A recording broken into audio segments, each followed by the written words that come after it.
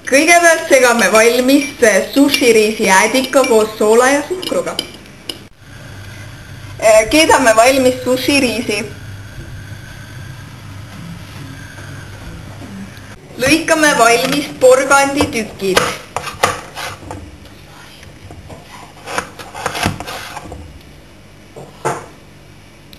Lõikame vahele kurgiviilud.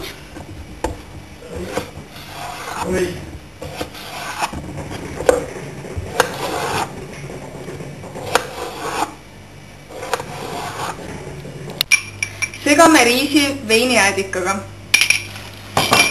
hästi korralikult.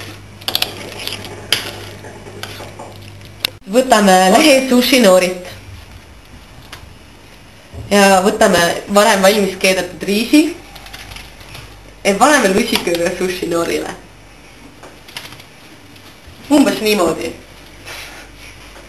Me pole päris professionaalid.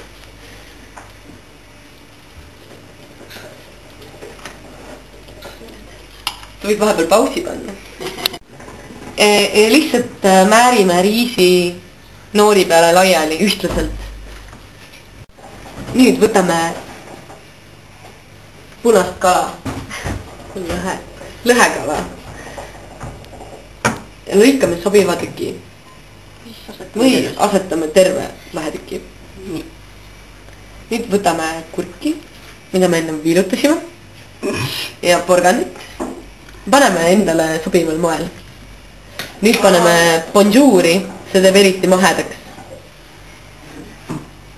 Ja määrime selle ilusti peale.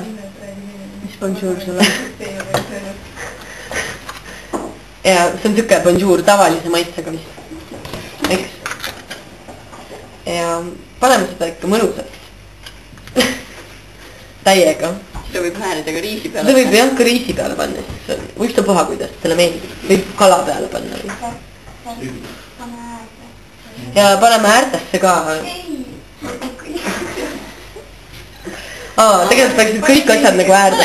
Valesti tegelikult tuleks jätta äär vabaks riisist ja panna see kõik siia äärde, muidu ei saa rullida. Ja nüüd, kuna see on meil juba sükse spetsiaalse mati peal, bambuse mati peal nüüd, kasutades seda ja meie jõudu,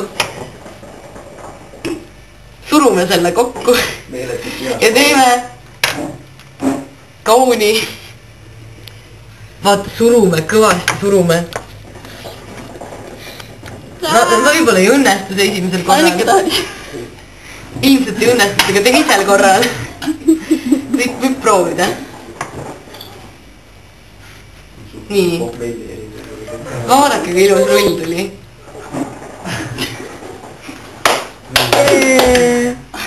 Ja nüüd lõikame lihtsalt sushi lahti. Suruda ei tohi.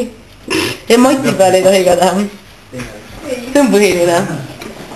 Ja lihtsalt stopp.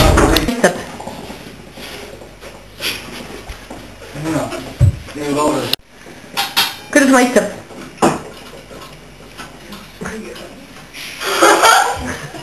Ei olnud vist kõige parem päev. Julgen või? Porgandiga pole üldse hea. Kuidas maitseb?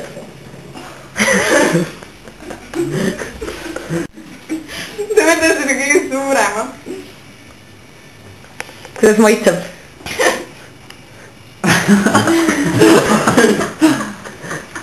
Kuidas maitseb? Saabitan, mitte veidaks palju.